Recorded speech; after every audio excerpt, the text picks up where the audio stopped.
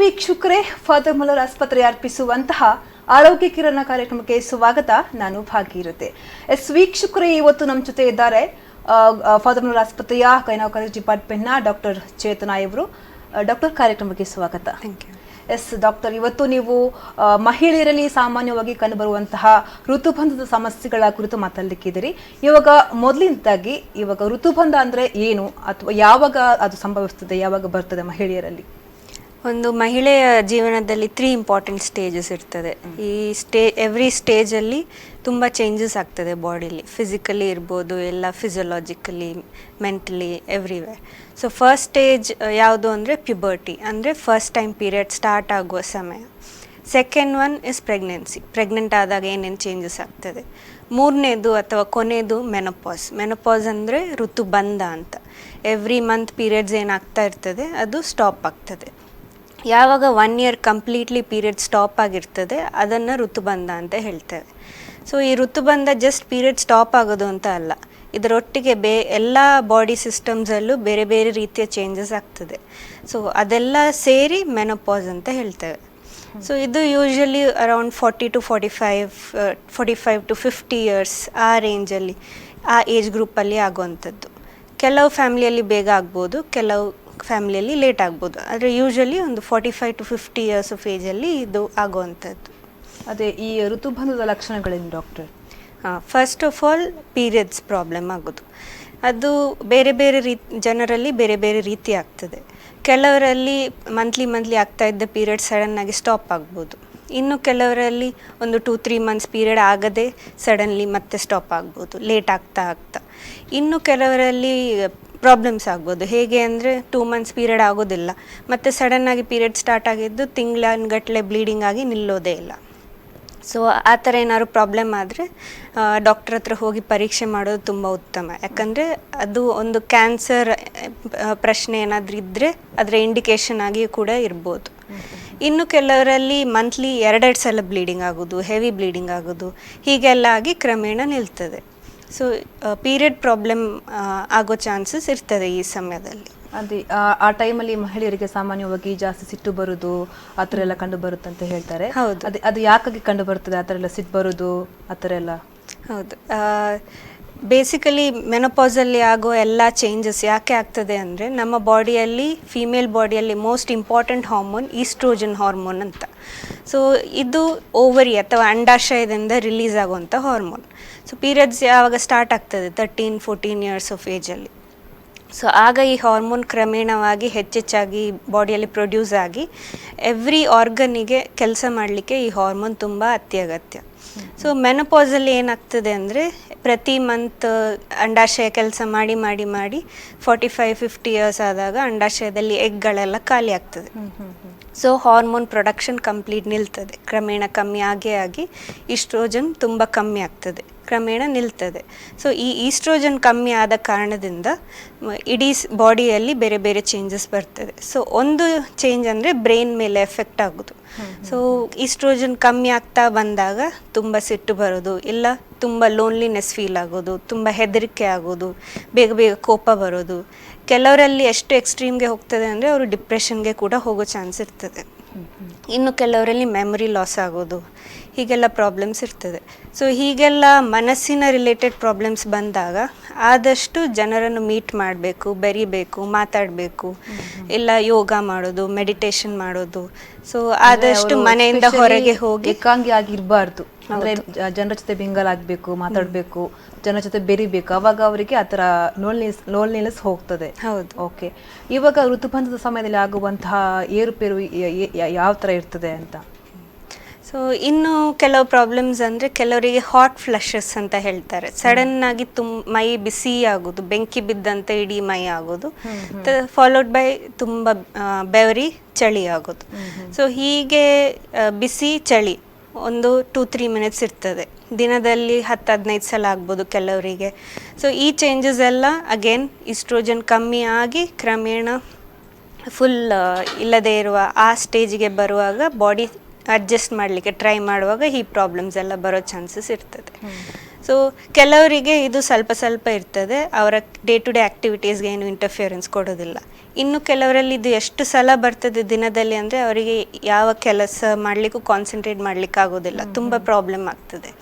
So ಇಷ್ಟು ಜಾಸ್ತಿ ಇದ್ದಾಗ ಅವ್ರು ಆದಷ್ಟು ಮನೆಯಲ್ಲಿ ಚೇಂಜಸ್ ಮಾಡ್ಕೊಳ್ಬೇಕು. ಹೇಗೆ ಅಂದರೆ ಆದಷ್ಟು ಲೈಟ್ ಕಾಟನ್ ಕ್ಲೋತ್ಸ್ ಹಾಕೋದು, ಕೂಲ್ ಎನ್ವೈರ್ಮೆಂಟಲ್ಲಿ ಇರೋದು, ಕಾಫಿ, ಟೀ, ವೈನ್ ಅದೆಲ್ಲ ಅವಾಯ್ಡ್ ಮಾಡೋದು, ಮತ್ತು ಹಾಟ್ ಸೂಪ್ಸ್ ಅದೆಲ್ಲ ಅವಾಯ್ಡ್ ಮಾಡೋದು, ಆದಷ್ಟು ಜ್ಯೂಸ್, ಬೊಂಡ ನೀರು, ಹಾಲು ಅದೆಲ್ಲ ತಗೊಳ್ಳೋದು. ಇದೆಲ್ಲ ಮಾಡೋದ್ರಿಂದ ಸ್ವಲ್ಪ ಮಟ್ಟಿಗೆ ಅದು ಕಂಟ್ರೋಲ್ ಆಗ್ತದೆ. ಮತ್ತು ಫುಡ್ಡಲ್ಲಿ ಸೋಯಾಬೀನ್ ಮತ್ತು ಬೆಳ್ಳುಳ್ಳಿ ಇದೆಲ್ಲ ಹೆಚ್ಚಾಗಿ ಯೂಸ್ ಮಾಡೋದ್ರಿಂದ ಕಂಟ್ರೋಲ್ ಆಗ್ತದೆ. ಇನ್ನು ಕೆಲವರಲ್ಲಿ ಇದು ಏನೇ ಚೇಂಜಸ್ ಮಾಡಿದ್ರೂ ಕಂಟ್ರೋಲಿಗೆ ಬರೋದಿಲ್ಲ.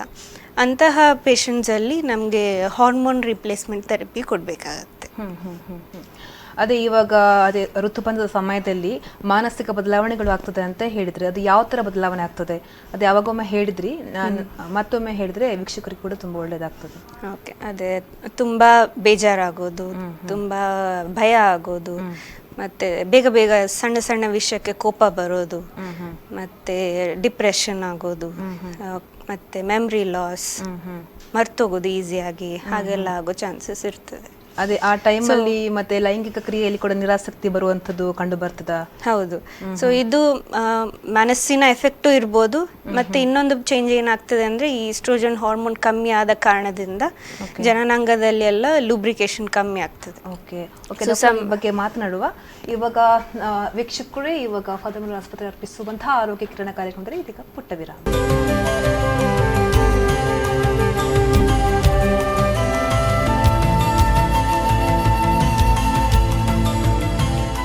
ಫಾದರ್ ಮೆನೋರ್ ಆಸ್ಪತ್ರೆ ಅರ್ಪಿಸುವ ಆರೋಗ್ಯ ಕಿರಣ ಕಾರ್ಯಕ್ರಮಕ್ಕೆ ಮತ್ತೆ ಸ್ವಾಗತ. ಇವತ್ತು ನಮ್ಮ ಜೊತೆ ಡಾಕ್ಟರ್ ಚೇತನ ಅವರು ಇದ್ದಾರೆ. ಅವರು ತುಂಬಾ ಮಾಹಿತಿಯನ್ನ ಕೊಡ್ತಾ ಇದ್ರು. ಋತುಬಂಧ ಅಂದ್ರೆ ಏನು, ಆ ಸಮಸ್ಯೆಗಳಿಗೆ ಪರಿಹಾರ ಏನು, ಅವಾಗ ಏನೆಲ್ಲ ಚೇಂಜಸ್ ಆಗ್ತದೆ ಅಂತ. ಇವಾಗ ನಾವು ಮಾತಾಡ್ತೀವಿ ಡಾಕ್ಟರ್, ಋತುಬಂಧ ಸಮಯದಲ್ಲಿ ಲೈಂಗಿಕ ಕ್ರಿಯೆಯಲ್ಲಿ ನಿರಾಸಕ್ತಿ ಬರ್ತದೆ ಅಂತ. ಅದು ಹೇಗೆ ಬರ್ತದೆ, ಯಾಕಾಗಿ ಬರ್ತದೆ ಆ ಥರ ಸಮಸ್ಯೆಗಳು? So one of the problems ಏನಂದರೆ ಜನನಾಂಗದಲ್ಲಿ ಲೂಬ್ರಿಕೇಶನ್ ಕಮ್ಮಿ ಆಗ್ತದೆ, ಈಸ್ಟ್ರೋಜನ್ ಹಾರ್ಮೋನ್ ಕಮ್ಮಿ ಆದ ಕಾರಣದಿಂದ. ಸೊ ಆ ಟೈಮಲ್ಲಿ ಸಂಬಂಧ ಮಾಡೋದ್ರಿಂದ ತುಂಬ ಬರ್ನಿಂಗ್ ಸೆನ್ಸೇಷನ್ ಆಗೋದು, ನೋವಾಗೋದು, ಹಾಗೆಲ್ಲ ಆಗೋ ಚಾನ್ಸಸ್ ಇರ್ತದೆ. ಅದರೊಟ್ಟಿಗೆ ಇನ್ನೊಂದು ಪ್ರಾಬ್ಲಮ್ ಏನಂದರೆ ಆಗಾಗ ಯೂರಿನ್ ಇನ್ಫೆಕ್ಷನ್ ಆಗೋದು.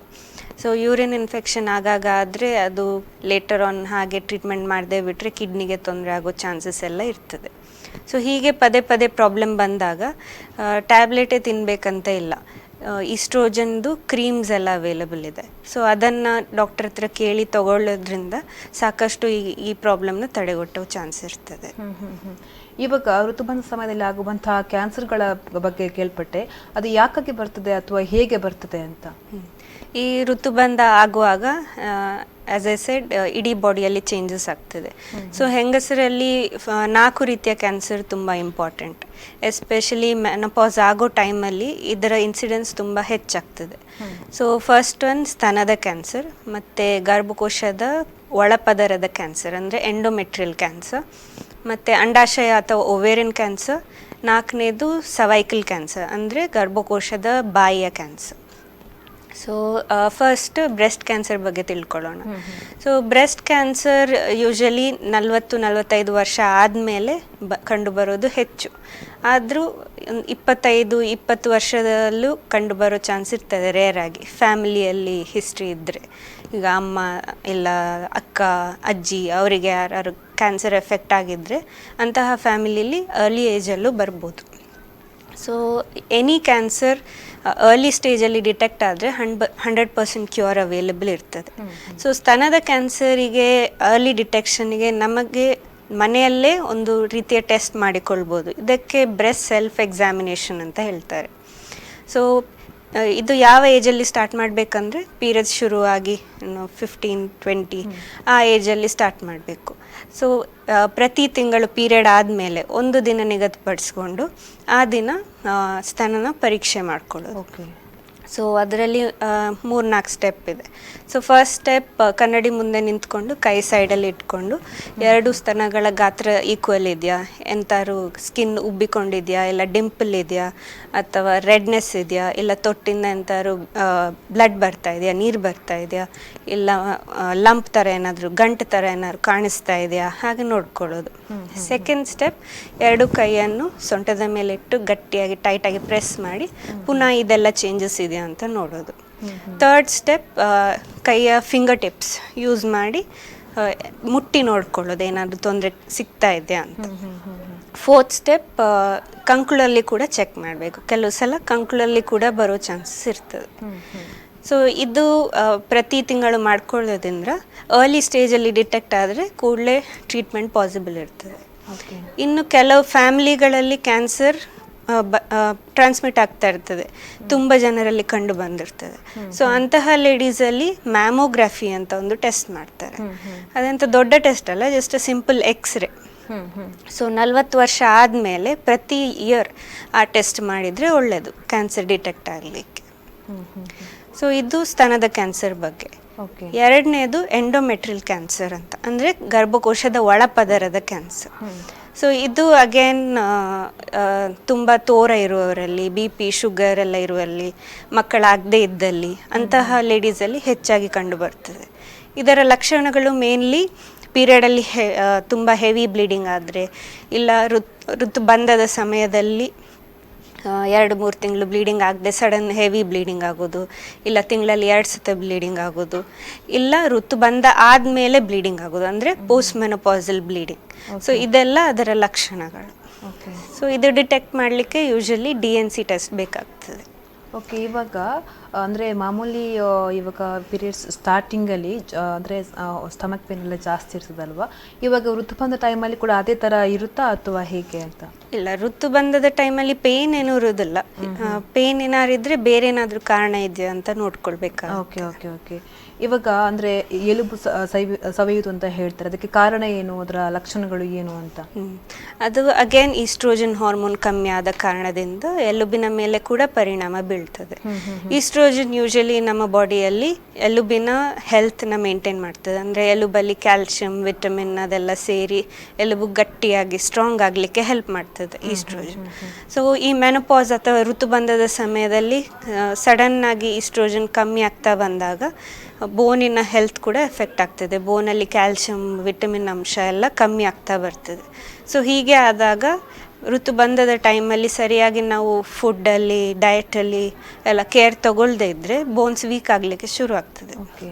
So maximum bone health attain ಆಗೋದು ಬೈ ದಿ ಏಜ್ ಆಫ್ 30-35. ಅಲ್ಲಿವರೆಗೆ ನಮ್ಮ ಫುಡ್ ಮತ್ತು ಎಕ್ಸಸೈಸ್ ಎಲ್ಲ ಒಳ್ಳೆದಿದ್ದರೆ ಲೇಟರ್ ಆನ್ ಕೂಡ ನಮ್ಮ ಬೋನ್ ಹೆಲ್ತ್ ಒಳ್ಳೆದಿರ್ತದೆ.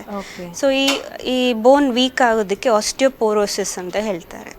ಸೊ ಇದರಿಂದಾಗಿ ಮೆನೋಪಾಸ್ ಟೈಮಲ್ಲಿ ಈಸಿಯಾಗಿ ಫ್ರ್ಯಾಕ್ಚರ್ ಆಗ್ಬೋದು. ಸ್ವಲ್ಪ ಡಂಕಿ ಬಿದ್ದರೆ ಮಲ್ಟಿಪಲ್ ಬೋನ್ ಫ್ರ್ಯಾಕ್ಚರ್ ಆಗೋದು, ಇಲ್ಲ ಕೆಲವು ಅಜ್ಜಿಗಳೆಲ್ಲ ನೋಡಿರ್ಬೋದು ಬೆನ್ನು ಹೀಗೆ ಬಗ್ಗಿ ಇರ್ತದೆ, ಸೊ ಹಾಗೆ ಆಗ್ಬೋದು. ಸೊ ಈ ಪ್ರಾಬ್ಲಮ್ಸ್ ಎಲ್ಲ ಬರ್ತದೆ. ಓಕೆ, ಇವಾಗ ಋತುಬಂಧದ ಸಮಯದಲ್ಲಿ ರಕ್ತಹೀನತೆ ತಡೆಗಟ್ಟುವುದು ಹೇಗೆ? ರಕ್ತಹೀನತೆ ಒಂದು ಈ ಪೀರಿಯಡ್ ಪ್ರಾಬ್ಲಮಿಂದ ಬಂದಿರ್ಬೋದು, ಇಲ್ಲ ಆಸ್ ಸಚ್ ನ್ಯೂಟ್ರಿಷನ್ ಎಲ್ಲ ಕಮ್ಮಿಯಾಗಿ ಬಂದಿರ್ಬೋದು. ಸೊ ಹೀಗೆ ರಕ್ತಹೀನತೆ ಇದ್ದಾಗ ಕರೆಕ್ಟಾಗಿ ರಕ್ತಹೀನತೆ ಯಾಕೆ ಆಗಿದೆ ಅಂತ ಹೋಗಿ ಟೆಸ್ಟ್ ಮಾಡ್ಕೊಳ್ಬೇಕು. ಮತ್ತು ಮೇನ್ಲಿ ನಮ್ಮ ಡಯಟಲ್ಲಿ ಚೇಂಜಸ್ ಮಾಡ್ಕೊಳ್ಬೇಕು. ಆದಷ್ಟು ಡ್ರೈ ಫ್ರೂಟ್ಸ್ ತೊಗೊಳ್ಳೋದು, green leafy vegetables, fish, liver ಅದೆಲ್ಲ ಹೆಚ್ಚಾಗಿ ತೊಗೊಳ್ಳೋದು. ಅದರೊಟ್ಟಿಗೆ ಹೈ ಪ್ರೋಟೀನ್ ಅಂಶದ ಫುಡ್, ಎಗ್ಸ್, ಮೊಟ್ಟೆ, ಮಾಂಸ ಅದೆಲ್ಲ ತಗೊಳ್ಳೋದ್ರಿಂದ ಸ್ವಲ್ಪ ಮಟ್ಟಿಗೆ ಸರಿಯಾಗ್ತದೆ. ಆ ಟೈಮಲ್ಲಿ ಅದೇ ಉತ್ತಮವಾದಂಥ ಆಹಾರವನ್ನು ನಾವು ಸೇವಿಸಬೇಕು, ಆವಾಗ ರಕ್ತಹೀನತೆ ಕೂಡ ಕಡಿಮೆ ಆಗ್ತದೆ. ಡಾಕ್ಟರ್, ಇವಾಗ ಈ ಎಲ್ಲ ಸಮಸ್ಯೆಗಳಿಗೆ ಎಸ್ಪೆಷಲಿ ಫಾದರ್ ಮುಲ್ಲರ್ ಆಸ್ಪತ್ರೆಯಲ್ಲಿ ಯಾವ ಥರ ಸೌಲಭ್ಯಗಳಿದೆ ಅದನ್ನೆಲ್ಲ ತಿಳಿಸ್ಕೊಡ್ತೀರಾ ನಮ್ಮ ವೀಕ್ಷಕರಿಗೆ? ಫಸ್ಟ್ ಆಫ್ ಆಲ್ ಮೆನೋಪಾಸ್ ಆಗ್ತಾ ಇದ್ದಾಗ, ಇದು ಮೆನೋಪಾಸ್ ಸಡನ್ ಆಗಿ ಆಗೋ ಅಂಥದ್ದಲ್ಲ. ಕೆಲವರಿಗೆ 2-3 ವರ್ಷ ಪೀರಿಯಡಲ್ಲಿ ಇದೆಲ್ಲ ಆಗ್ಬೋದು, ಈ ಪ್ರಾಬ್ಲಮ್ಸ್ ಎಲ್ಲ. ಕೆಲವರಿಗೆ 5 ವರ್ಷ ಕೂಡ ಆಗ್ಬೋದು. ಸೊ ಮೆನೋಪಾಸ್ ಸಡನ್ ಚೇಂಜ್ ಅಲ್ಲ. ಸೊ ಈ ಸಮಸ್ಯೆಗಳೆಲ್ಲ ಬಂದಾಗ ಫಸ್ಟ್ ಹೋಗಿ ಗೈನಕಾಲಜಿಸ್ಟ್ ಹತ್ರ ಚೆಕಪ್ ಮಾಡಿಸಿ ಏನಾದರೂ ತೊಂದರೆ ಇದೆ ಅದೆಲ್ಲ ನೋಡ್ಕೊಳ್ಬೋದು. ಸೊ ಫಾದರ್ ಮುಲ್ಲರ್ ಆಸ್ಪತ್ರೆಯಲ್ಲಿ ಎಲ್ಲ ಫೆಸಿಲಿಟಿ ಅವೈಲೇಬಲ್ ಇದೆ. ಮತ್ತು ಹೀಗೆ ಒಂದೊಂದು ಪ್ರಾಬ್ಲಮ್ ಹೇಳಿದೆ ಅಲ್ಲ, ಸೊ ಅದರ ತಕ್ಕ ಯಾವ ಪ್ರಾಬ್ಲಮ್ ಡಿಟೆಕ್ಟ್ ಆಗಿದೆ ಅದರ ಸ್ಪೆಷಲಿಸ್ಟ್ ಡಾಕ್ಟರ್ ಟೆಸ್ಟ್ಗಳು ಕೂಡ ಅವೈಲೇಬಲ್ ಇದೆ. ಫಾರ್ ಎಕ್ಸಾಂಪಲ್ ಈಗ ಆಸ್ಟಿಯೋಪೋರೋಸಿಸ್ ಅಂತ ಹೇಳ್ತೇವೆ, ಅಂದರೆ ಬೋನ್ ವೀಕ್ ಆಗೋದು ಅಂತ. ಸೊ ಬೋನ್ ವೀಕ್ ಆಗೋದು ಅಂತ ಗೊತ್ತಾದರೆ ಫಸ್ಟ್ ಹೋಗಿ ಡಾಕ್ಟರ್ ಹತ್ರ ಒಂದು ಬೋನ್ ಮಿನರಲ್ ಡೆನ್ಸಿಟಿ ಅಂತ ಟೆಸ್ಟ್ ಉಂಟು. ಸೊ ಆ ಟೆಸ್ಟಲ್ಲಿ ಕರೆಕ್ಟಾಗಿ ಗೊತ್ತಾಗ್ತದೆ ಬೋನ್ ಸ್ಟ್ರೆಂತ್ ಎಷ್ಟಿದೆ ಅಂತ. ಸೊ ಅದರ ಪ್ರಕಾರ ಕ್ಯಾಲ್ಶಿಯಮ್ ಇಲ್ಲ ವಿಟಮಿನ್ ಟ್ಯಾಬ್ಲೆಟ್ ಕೊಡ್ಬೋದು. ಹಾಗೆ ಇಲ್ಲ ಇನ್ನು ಕೆಲವರಿಗೆ ಎಷ್ಟು ವೀಕ್ ಆಗಿರ್ತದೆ ಅಂದರೆ ಎಷ್ಟು ವಿಟಮಿನ್ಸ್ ಎಲ್ಲ ಕೊಟ್ಟರು ಕೂಡ ಬೋನ್ ಗಟ್ಟಿ ಬರೋದಿಲ್ಲ. ಸೊ ಅಂತಹ ಪೇಷಂಟ್ಸಿಗೆ ಹಾರ್ಮೋನ್ ರಿಪ್ಲೇಸ್ಮೆಂಟ್ ಥೆರಪಿ ಅಂತ ಬೇಕಾಗ್ತದೆ. ಅಂದರೆ ನಾವು ಈಸ್ಟ್ರೋಜನ್ ಹಾರ್ಮೋನನ್ನು ಟ್ಯಾಬ್ಲೆಟ್ ರೂಪದಲ್ಲಿ ಕೊಡಬೇಕಾಗ್ತದೆ. ಓಕೆ ಡಾಕ್ಟರ್, ಈ ಬಗ್ಗೆ ಮಾತನಾಡುವ. ವೀಕ್ಷಕರೇ, ಆರೋಗ್ಯ ಕಿರಣ ಕಾರ್ಯಕ್ರಮ ಮುಂದುವರಿಯುತ್ತದೆ. ಆದರೆ ಅದಕ್ಕೂ ಮುನ್ನ ಪುಟ್ಟ ವಿರಾಮ.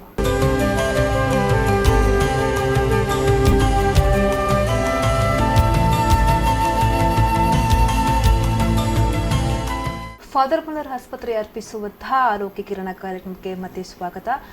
ವೀಕ್ಷಕರೇ, ನಮ್ಮ ಜೊತೆ ಇದ್ದಾರೆ ಡಾಕ್ಟರ್ ಚೇತನ ಇವರು ಮಹಿಳೆಯರಿಗೆ ಸಂಬಂಧಪಟ್ಟಂತಹ ಋತುಬಂಧ ಸಮಯದಲ್ಲಿ ಆಗುವಂತಹ ಸಮಸ್ಯೆಗಳು ಏನು, ಮಹಿಳೆಯರಿಗೆ ಯಾವ ಥರ ಖಿನ್ನತೆಗಳು ಕಾಡ್ತದೆ, ಅದರ ಬಗ್ಗೆ ಸಾಕಷ್ಟು ಮಾಹಿತಿಯನ್ನು ಕೊಡ್ತಾ ಇದ್ರು. ಡಾಕ್ಟರ್ ಇವಾಗ ಋತುಬಂಧ ಸಮಯದಲ್ಲಿ ಕಾಣುವಂತಹ ಮಹಿಳೆಯರಲ್ಲಿ ಕಾಣುವಂತಹ ಕ್ಯಾನ್ಸರ್ಗಳು ಏನು ಅಥವಾ ಅದಕ್ಕೆ ಸೂಕ್ತವಾದ ಪರಿಹಾರ ಏನು ಅಂತ. ಆಗಲೇ ಹೇಳಿದಾಗೆ ಒಂದು ಬ್ರೆಸ್ಟ್ ಕ್ಯಾನ್ಸರ್, ಇನ್ನೊಂದು ಎಂಡೋಮೆಟ್ರಿಯಲ್ ಕ್ಯಾನ್ಸರ್ ಅಂತ.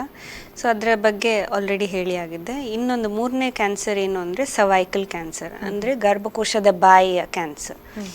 ಸೊ ಇದರ ಲಕ್ಷಣಗಳೇನು ಅಂದರೆ ಯೂಶಲಿ ಮೆನೋಪಾಸ್ ಆದಮೇಲೆ, ಅಂದರೆ ಋತುಬಂಧ ಆದಮೇಲೆ ಸ್ವಲ್ಪ ಸ್ವಲ್ಪ ಬ್ಲೀಡಿಂಗ್ ಕಾಣಿಸ್ಕೊಳ್ಳೋದು, ಇಲ್ಲ ತುಂಬ ವೈಟ್ ಡಿಸ್ಚಾರ್ಜ್, ಬಿಳಿ ಮುಟ್ಟು ಹೋಗೋದು.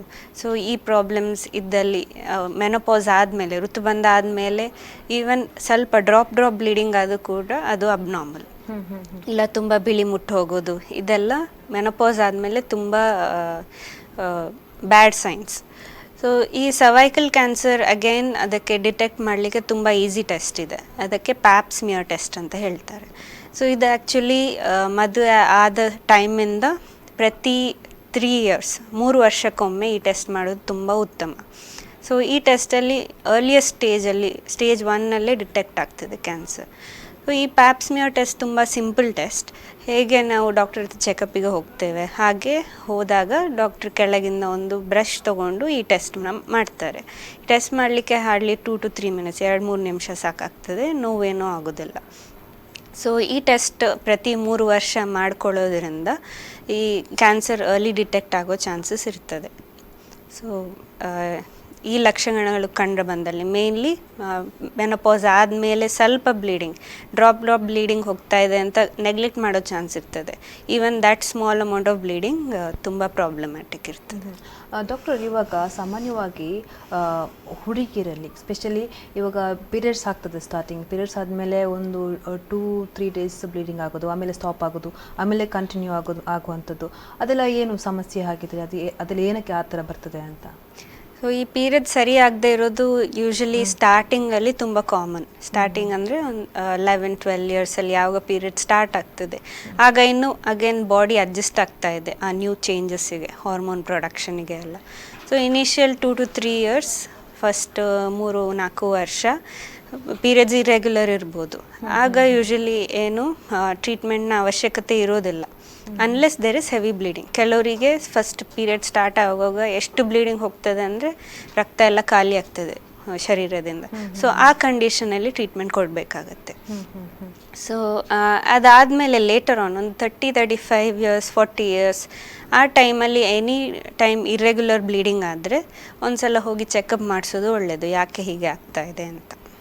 ಕೆಲವೊಂದು ಸಂದರ್ಭದಲ್ಲಿ ಏನಾಗ್ತದೆ ಅಂದರೆ ಅದೇ ಕಂಟಿನ್ಯೂಸ್ ಆಗಿ 15 days ಆ ಥರ ಎಲ್ಲ ಬ್ಲೀಡಿಂಗ್ ಆಗುವಂಥದ್ದು, ಅದರಲ್ಲಿ ಏನಕ್ಕೆ ಬರ್ತದೆ ಆ ಥರ ಸಮಸ್ಯೆಗಳು? ಅದಕ್ಕೆ ಬೇರೆ ಬೇರೆ ಕಾರಣ ಇರ್ಬೋದು. ಒಂದು ಗರ್ಭಕೋಶದ ಒಳಗೆ ಮಾಂಸತುಂಡು ಬೆಳೀತಾ ಇರ್ಬೋದು, ಇಲ್ಲ ಫೈಬ್ರಾಯ್ಡ್ಸ್ ಅಂತ ಏನು ಹೇಳ್ತಾರೆ ಅದಿರ್ಬೋದು, ಇಲ್ಲ ಬಾಡಿಯಲ್ಲಿ ಹಾರ್ಮೋನ್ ವೇರಿಯೇಷನ್, ಥೈರಾಯ್ಡ್ ಪ್ರಾಬ್ಲಮ್ ಇರ್ಬೋದು, ಇಲ್ಲ PCOS ಅಂತ ಹೇಳ್ತಾರೆ, ಪಾಲಿಸಿಸ್ಟಿಕ್ ಓವೇರಿಯನ್ ಡಿಸೀಸ್ ಅದಿರ್ಬೋದು, ಇಲ್ಲ ಯಾವುದಾದ್ರೂ ಪ್ರೊಲಾಂಗ್ಡ್ ಆಗಿ ಮದ್ದು ತಗೊಳ್ತಾ ಇದ್ರೆ ಬೇರೆ ತೊಂದರೆಗೆ ಅದರ ಸೈಡ್ ಎಫೆಕ್ಟ್ ಇರ್ಬೋದು. ಸೊ ಬೇರೆ ಬೇರೆ ಕಾರಣಗಳಿರ್ತದೆ ಈ ರೆಗ್ಯುಲರ್ ಬ್ಲೀಡಿಂಗಿಗೆ. ಸೊ ಯಾವ ಕಾರಣ ಅಂತ ಫೈಂಡ್ ಔಟ್ ಮಾಡಿದ್ರೆ ಅದರ ತಕ್ಕ ಟ್ರೀಟ್ಮೆಂಟ್ ಕೊಡಬೇಕು. ಇವಾಗ ಆ ಸಮಸ್ಯೆಗಳು ಒಂದು ವೇಳೆ ಕಂಡು ಬಂದಲ್ಲಿ ನೆಕ್ಸ್ಟ್ ಫ್ಯೂಚರಲ್ಲಿ ಮದುವೆ ಆದಮೇಲೆ ಮಕ್ಕಳಾಗದೇ ಇರುವಂತಹ ಸಂದರ್ಭಗಳು ಕಂಡು ಬರಬಹುದಾ ಹೇಗೆ ಅಂತ?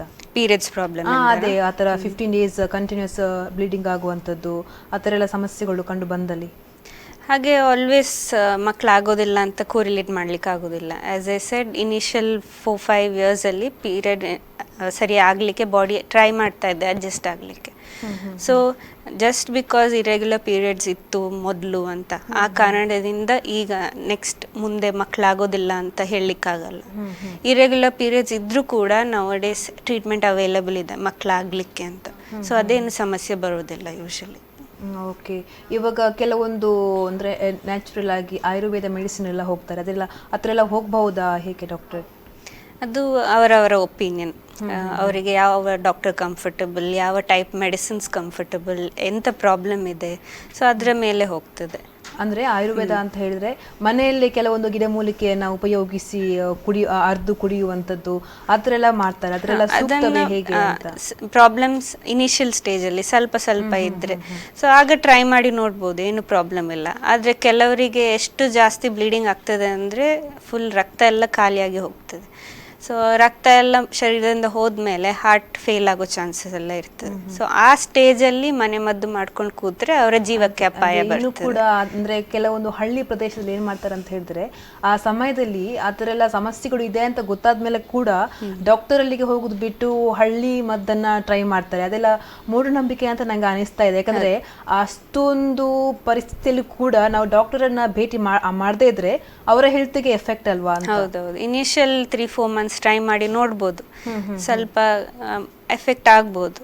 ಲೇಟರ್ ಆನ್ ಕಂಟ್ರೋಲೇ ಆಗ್ತಾ ಇಲ್ಲ ಅಂದಮೇಲೆ ಬೆಟರ್ ಹೋಗಿ ಚೆಕಪ್ ಮಾಡೋದು, ಕಾರಣ ಏನು ಅಂತ ಗೊತ್ತಾಗಬೇಕಲ್ಲ.